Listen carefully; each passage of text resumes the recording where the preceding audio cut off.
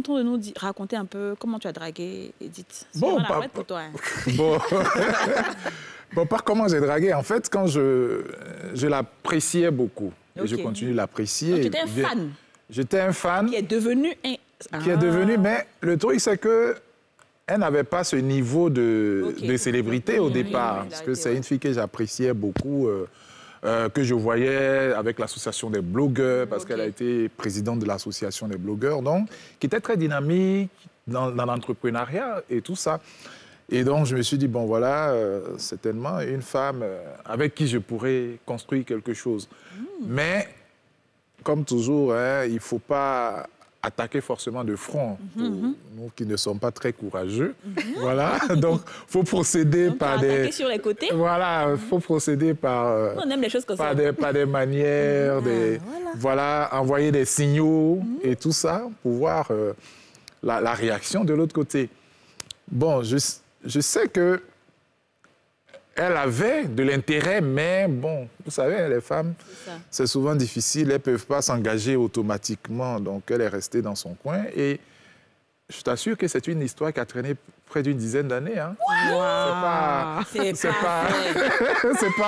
C'est pas du jour au lendemain, voilà. 10 ans en train de faire appel de femmes un peu. Voilà, c'est comme ça, c'est comme ça. Et puis bon, et puis voilà.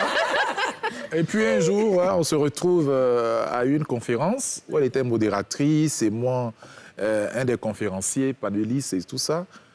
Et puis bon, voilà, à la fin, je lui ai dit, mais toi, cette histoire-là, vraiment, tu sais que ça traîne quand même. On est là depuis, bon...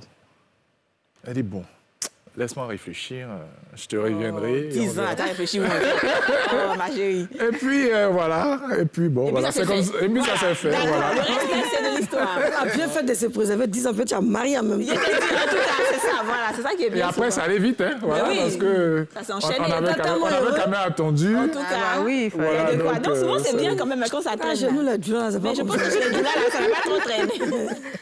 Dembaya. Les djoulas, comment ça s'est passé? Ah non, bon, ça, c'est une histoire que j'ai beaucoup racontée. Hein. Donc, elle était venue à la rue Princesse à une soirée que j'organisais pour un de mes artistes. Elle était venue faire une première partie parce qu'elle avait sorti son son, ne testait pas en featuring avec DJ Arafat. Donc, quand elle est rentrée, j'ai tapé son nom sur Facebook et voilà, je lui ai laissé un message comme quoi j'étais un fan. Voilà, voilà. Donc, en fait, c'est les fans. C'est pour ça que les hommes ont peur, parce que les fans, là. Oui, c'est fan qui devient C'est comme ça que ça commence. On est tous des fans à la base. Voilà, donc, j'ai profité pour lui donner quelques conseils parce que comme je maîtrise un peu les réseaux sociaux, voilà, je coach un peu. Donc, j'ai trouvé que son compte Facebook était un peu brouillon. Donc, je lui ai dit, voilà... les techniques d'approche. Voilà, donc, j'ai trouvé ton compte Facebook pas trop professionnel pour une artiste. Voilà, j'ai essayé de lui expliquer, mais elle ne comprenait pas. Elle dit, bon, si tu me permets, tu me donnes ton numéro, je t'appelle, et puis voilà, pour que je t'explique. Donc, elle a remis son numéro de téléphone. Et c'est le CEO.